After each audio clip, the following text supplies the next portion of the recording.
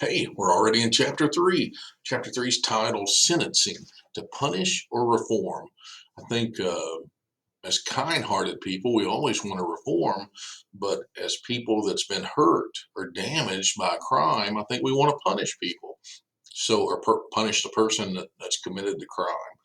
Uh, Obviously, again, I think as we go in society, I think uh, reformation's definitely one thing we're looking at. But again, you got to have that balance because if you've got someone that's hurt someone in a crime, and if that person is considered reformed after a week in jail, but that crime typically would call for a 10-year prison sentence, I don't think justice has been served for the person that or the victim of the crime. So you've got to look at everything, and there's got to be a balance of things that happen to make that decision. I think the law tries to do that. It's never going to be completely fair, but that's what we're looking at in chapter 3.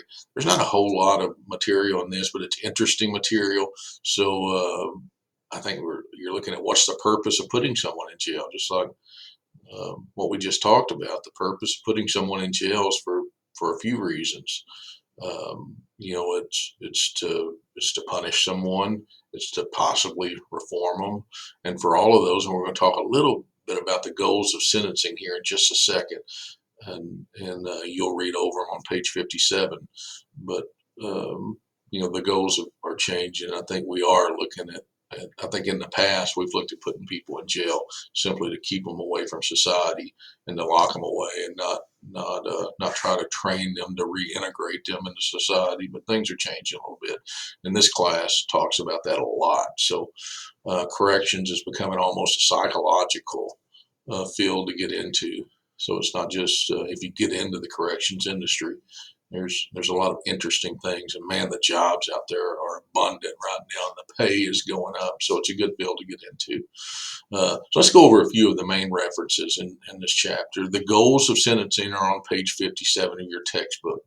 And you read over these, think about what you think is best for society. For example, it's easy to say, and I think we touched on this earlier, is we simply want to reform a criminal or someone who has committed a crime. But just because they're reformed doesn't mean they can be free.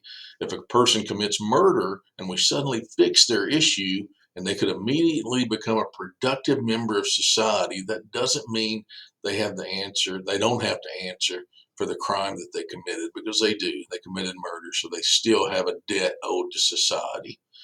What about, you'll read a little about incapacitation.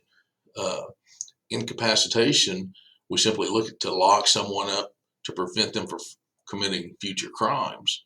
If the entire sentencing and correctional programs focused on this, we never reintegrate anyone serving time into communities. But at the same time, some people cannot be fixed, so they need to be in prison to keep them from harming society. And I think if you've been in this business very long, you've seen people like that that can't be fixed. And maybe it's some type of problem that, and I can't even explain, some type of psychological problem or something that there's no way they can be a productive member of society ever. And that's where incapacitation comes in, where we just lock them up. And I know it's complex, and the answers are never completely correct. Um, it's great. It's great material in this chapter. Read over chapter 3 and look over everything, the PowerPoint presentation that you've been given, and all the material to read over, because it's good stuff.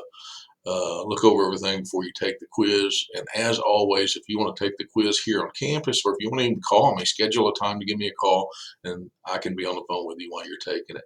If you have any questions, call me, text me, message me, or stop by anytime. Thank you. Have a good week.